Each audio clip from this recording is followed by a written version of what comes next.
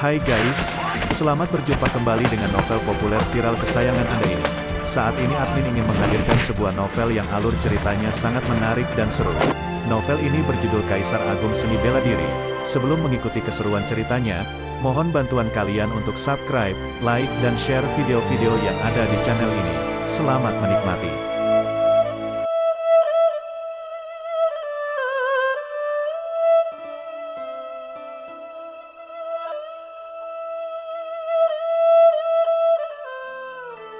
Kaisar Agung Seni Bela Diri, Bab 310, Restoran Tianyi. Ada atau enggak ada pusaka formasi, enggak akan terlalu berpengaruh terhadap kekuatanku.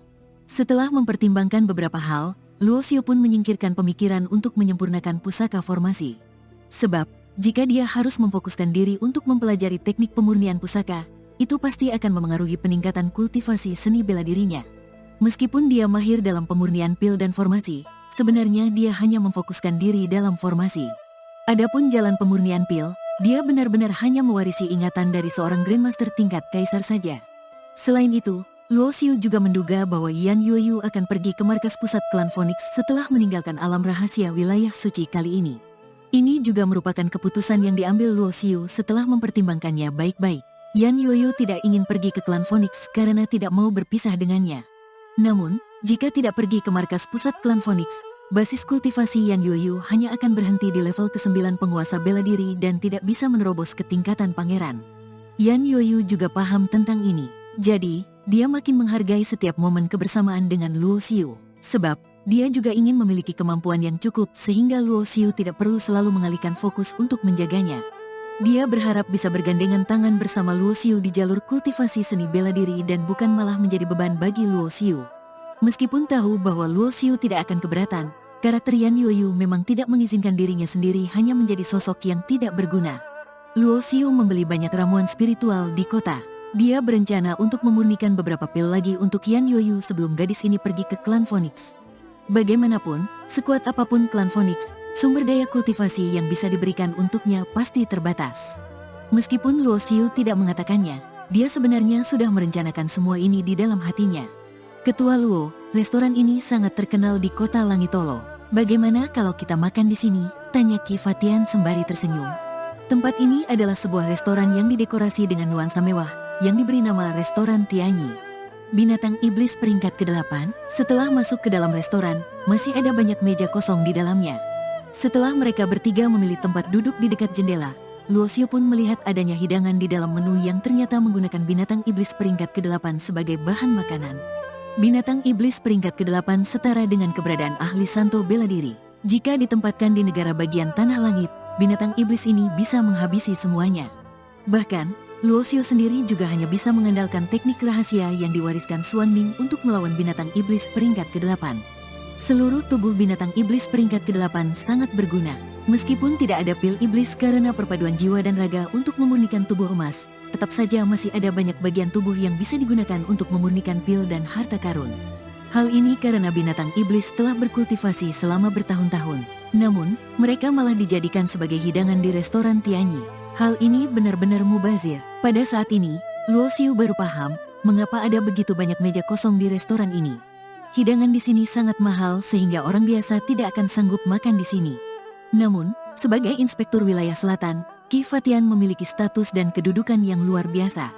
Makan sekali di sini bukan masalah besar baginya. Ketua Luo, silakan pesan apa saja. Jangan sungkan denganku, ujar Qi Fatian sembari tersenyum. Kemudian, dia melambaikan tangan untuk memanggil pelayan restoran. Si pelayan segera datang dan menyapanya dengan sebutan Inspektur Qi secara hormat. Jelas, Qi Fatian sering makan di restoran ini. Aku mau pesan 1 kendi bir Tianyi. Belakangan ini, ada barang bagus, enggak? Tanya Qi Fatian kepada si pelayan. Hidangan restoran Tianyi berbeda dari restoran lain. Ada kalanya, mereka bisa mendapatkan bahan makanan langka dan membuat hidangan lezat dari bahan tersebut. Pelayan itu menjawab dengan hormat, Pak Inspektur, kami baru mendapatkan beberapa ikan naga tanduk belum lama ini. Setelah dipadukan dengan beberapa ramuan spiritual langka, lalu dijadikan sup, hidangan ini memiliki efek pemurnian tubuh. Dagingnya sangat empuk dan mengandung energi vitalitas murni. Ikan naga tanduk adalah binatang iblis yang langka. Ia bersembunyi di rawa-rawa besar pegunungan dan memiliki kecepatan luar biasa. Bahkan, ahli santo bela diri pun akan sulit menangkapnya. Mendengar bahwa restoran Tianyi menggunakan ikan naga tanduk sebagai bahan makanan, Luo Xiu tak kuasa mengerucutkan bibirnya. Dia merasa bahwa ini sangat mubazir, sebab esensi darah ikan naga tanduk bisa digunakan untuk memurnikan sebuah pil pemurnian tubuh peringkat ke-8, yaitu pil naga lilit. "Aku mau 3 porsi," ujar Qi Fatian. Kemudian, dia memesan beberapa hidangan spesial lagi dari restoran Tianyi. Tak lama kemudian, hidangan pun disajikan. Seekor ikan naga tanduk hanya berukuran sepanjang 7 inci. Namun, benda sekecil itu bernilai puluhan ribu batu vitalitas peringkat tinggi. Hidangan yang dibuat dengan bahan langka memang mengandung energi vitalitas murni. Jika dikonsumsi dalam jangka panjang, fisik seorang kultivator seni bela diri dapat ditingkatkan dan juga memiliki efek tambahan terhadap kultivasi mereka. Namun, makanan ini cukup mahal. Orang sekaya Qi Fatian pun tidak rela jika sering makan di sini. "Ketua Luo, Nona Yan, bagaimana rasanya?" tanya Qi Fatian setelah meminum birnya. Luo Xiu mencicipi daging ikan naga tanduk yang empuk, halus, dan lezat, lalu tersenyum. Kalau bisa makan hidangan seperti ini setiap harinya, seekor anjing pun bisa menerobos ke tingkatan penguasa. Mendengar cara Luo Xiu menggambarkannya, Qi Fatian tak bisa menahan tawa. "Ketua Luo, ada benarnya, loh. Beberapa pihak berkuasa yang memiliki harta berlimpah itu, banyak yang memang sudah mengonsumsi bahan makanan seperti ini sejak kecil. Setelah berusia 18 tahun, meskipun kemampuannya payah, mereka tetap bisa menerobos ke tingkatan raja dengan mudah." Luo Xiu juga berpikir demikian. Inilah kehebatan dari pihak berkuasa. Konon, lebih dari 90% sumber daya dan kekayaan berada di tangan segelintir orang. Tanah-tanah suci di alam Samudra Bintang mungkin mengendalikan lebih dari setengah sumber daya dan kekayaan alam Samudra Bintang. Perbedaannya sangat jauh. Yan Yuyu tak kuasa menghela napas. Bakatnya termasuk lumayan karena sudah mencapai tingkatan pemurnian ilahi di usia 17 atau 18 tahun. Kemudian, dia mencapai level ke-9 penguasa bela diri setelah berkultivasi selama 300-an tahun. Bukannya bakat bawaan Yan Yuyu yang lebih rendah daripada orang-orang tanah suci, melainkan kondisi kultivasinya yang tidak bisa disamakan dengan orang-orang itu. Jika dia memiliki kondisi kultivasi yang sama, pasti akan mudah baginya untuk menerobos ke tingkatan santo bela diri dalam waktu 300-an tahun. Bahkan, dia mungkin saja bisa menerobos ke tingkatan patriark bela diri dan menjadi ahli unggulan. Semua kultivator seni bela diri di dunia tengah mencari peluang. Sebenarnya, latar belakang adalah semacam peluang juga. Sejak lahir, mereka telah memperoleh fasilitas dan titik awal yang lebih baik daripada yang lain. Qi Fatian tersenyum, lalu melirik Luo Xiu. "Ketua Luo, kamu enggak memiliki kondisi kultivasi ini, tapi tetap saja bisa lebih hebat daripada mereka yang lahir dari keluarga berstatus tinggi." Makin lama berinteraksi dengan Luo Xiu, Qi Fatian makin mengerti mengapa Inspektur Jenderal begitu menghargainya. Namun, Qi Fatian juga pernah seperti Luo Xiu. Dia adalah seorang kultivator seni bela diri yang terlahir dari keluarga biasa. Meskipun mendapatkan peluang bagus, dia tetap harus berusaha keras dan melewati banyak kesulitan jika ingin mencapai tingkatan penguasa hanya dalam beberapa tahun. Dalam kultivasi seni bela diri, memiliki bakat saja tidak cukup. Seseorang harus memiliki ketekunan dan tekad yang besar. Ditambah dengan peluang bagus dan pemahaman yang cukup, seseorang baru bisa melangkah lebih jauh lagi di jalur ini. Tepat pada saat ini, beberapa pemuda beraura tidak biasa dalam balutan pakaian mewah masuk ke restoran Tianyi. Pemimpin mereka berkata dengan lantang, katanya, "Restoran Tianyi mendapatkan ikan naga tanduk, ya. Tolong cepat sajikan untuk kami, sekalian dengan beberapa hidangan lain dan 2 kenibir mahal, ya." Pelayan buru-buru menyambut mereka sambil tersenyum. Beberapa pemuda ini jelas memiliki latar belakang yang luar biasa. Ada 2 atau 3 pemuda yang tidak menyimpan senjata perang di cincin penyimpanan, melainkan asal meletakkannya di atas meja. Setiap senjata itu adalah senjata perang level tinggi peringkat bumi. Seseorang dengan basis kultivasi pangeran bela diri memang mampu mengerahkan kekuatan senjata perang level tinggi peringkat bumi secara maksimal. Namun, berhubung sedikitnya jumlah Grandmaster pembentukan senjata peringkat 7 dan jumlah ahli tingkatan pangeran yang malah terlalu banyak, hal ini menyebabkan banyak ahli pangeran bela diri kesulitan mendapatkan senjata perang level tinggi peringkat bumi untuk digunakan secara pribadi.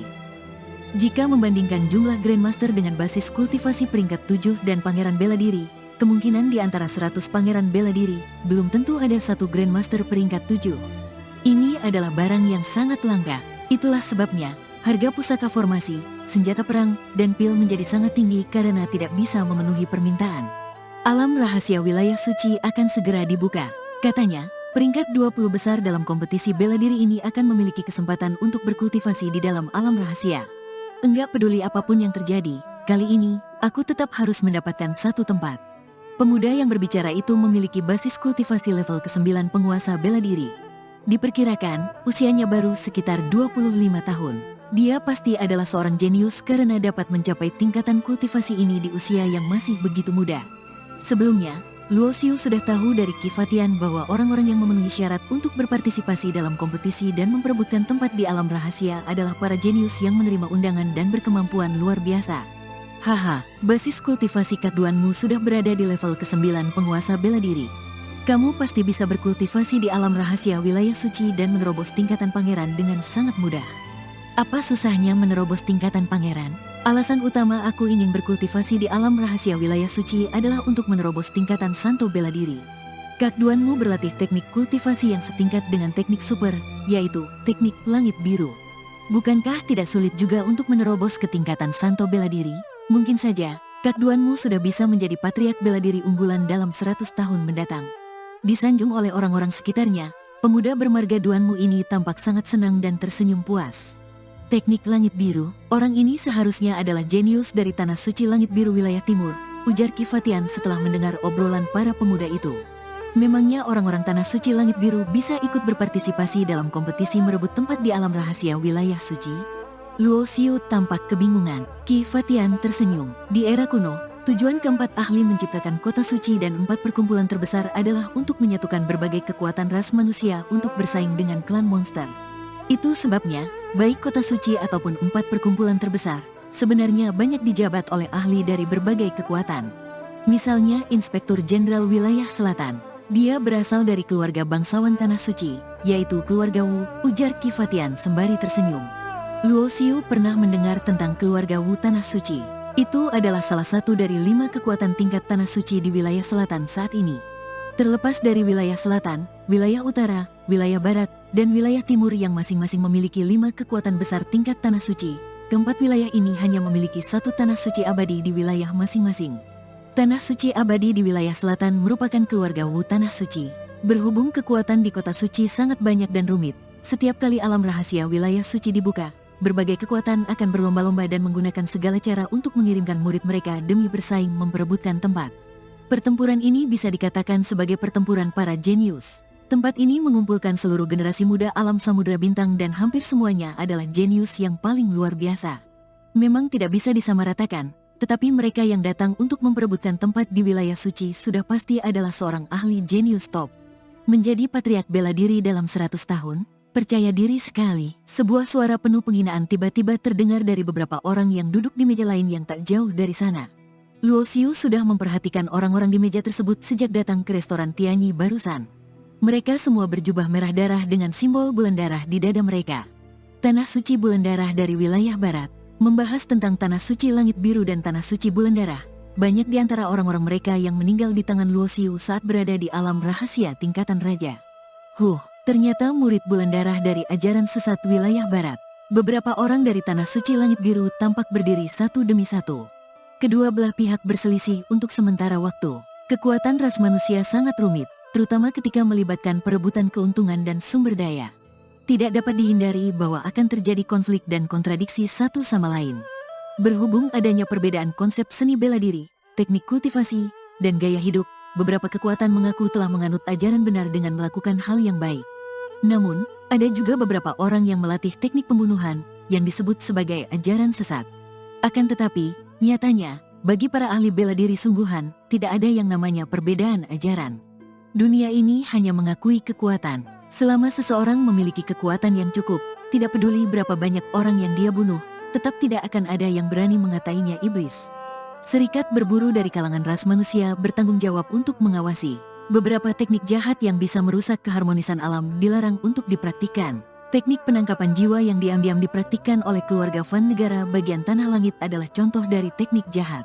Seiring banyaknya interaksi, Luo Xiu pun perlahan mengerti bahwa keluarga Fan dimusnahkan dan dimasukkan ke dalam daftar hitam oleh serikat berburu akibat mempraktikkan teknik jahat.